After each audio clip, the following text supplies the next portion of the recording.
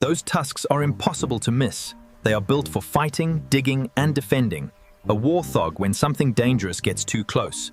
But today, the problem is not standing in front of this animal. It is already on its body. Look behind the ear. At first, the dark shapes blend into the dusty folds of skin. Then one move. Follow the folds, down the neck, and the true scale of the infestation becomes clear. This warthog is carrying an extraordinary number of hard ticks. Some are tiny and flat. Others have been feeding much longer, their bodies swollen, until they stand out clearly against the skin. Round the ears, beneath the jaw, across the neck, and inside protected folds, there are more. The warthog knows something is irritating it. The warthog knows something is irritating it. Its ear flicks, the skin twitches. Then a hind foot comes forward, scratch, but most of the ticks remain. And that reveals a strange weakness. Those enormous tusks can injure another animal, for the warthog's snout can push through hard soil. Its body can rub against rough bark and dry earth. But none of those tools are particularly precise when the problem is only a few millimeters wide and hidden behind an ear. Once attached, it is built to remain on the host long enough to feed. So the warthog tries something else. It lowers one shoulder onto the ground. Dust rolls across its skin. It stands, shakes, and flicks its ear again. Look closely. The larger ticks are still there. But something nearby has noticed them. An oxpecker lands a short distance away. At first, the bird does not approach the warthog's face. It watches, then the warthog begins walking. The bird follows and lands on its back. The difference in size is enormous, yet the warthog barely reacts. The oxpecker walks across the rough skin. Stopping every few centimeters, a small exposed tick sits near the shoulder. The bird lowers its head, one quick grip, a short pull, gone. Another tick is exposed farther forward. The bird takes that one too. Now the warthog has become more than something to perch on. It is a feeding surface. But the richest patch is not on the shoulder, it is around the ear, and getting there is more dangerous. Watch the bird's timing. The warthog lowers its head, the oxpecker moves forward, the animal settles. Another step.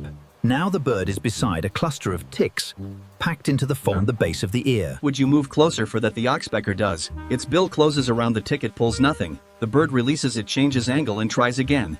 Still attached. That is the difference between picking an insect from the ground and removing a feeding tick from living skin. Suddenly, the warthog raises its head. The oxpecker jumps backward. For several seconds, the opportunity is gone. Warthog settles again, the oxpecker returns. This time it approaches from behind the ear.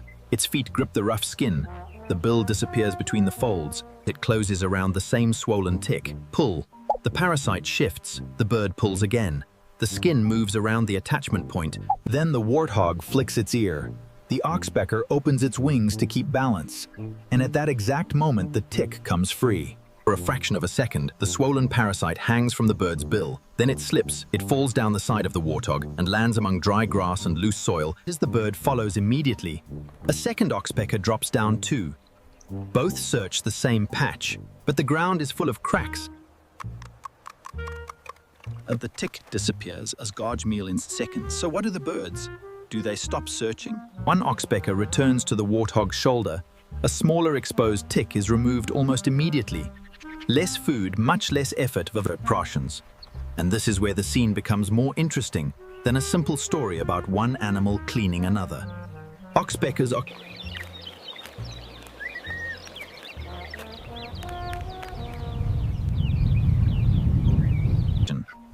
and its relationship with large mammals can be more complicated than the familiar image of a helpful bird removing pests. For this warthog, however, some of that food happens to be attached directly to its skin. Another bird lands on the animal, then another. One searches the back, one works along the neck. The first returns towards the ear. But zoom in again, they are not clearing it completely. Ticks remain beneath the jaw. Others are hidden around the opposite. Even several feeding oxpeckers cannot make a parasite burden like this disappear in minutes. The warthog still has its own defenses. As it scratches, it rubs, it shakes. The birds exploit whatever those movements expose, and the ticks try to remain in the protected place. That creates a three-way interaction, host-parasite. and a predator small enough to eat the parasite. Each is responding to the other's instincts. The warthog begins walking again. The birds remain on its back. From a distance, the scene almost looks peaceful, but look closer. The warthog is searching for its own food. The birds are searching for theirs, and the ticks are feeding too. Eventually, one oxpecker flies away. Another drops into the grass, and the warthog continues forward alone. And those enormous tusks become the first thing you notice again, but now you know where to look behind the ears. Under the jaw, inside the folds of skin, because an animal can be powerful enough to defend itself Against something hundreds of times larger than a tick, and still have almost no precise way to reach a parasite attached in exactly the right place. Sometimes the most important struggle on the savannah is not between predator and prey. Sometimes it is happening across a few centimeters of skin. And sometimes the smallest animal in the scene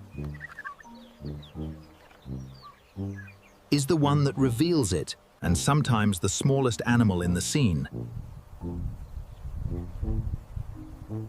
is the one that reveals it, and sometimes the smallest animal in the scene is the one that reveals it. And sometimes the smallest animal in the scene is the one that reveals it.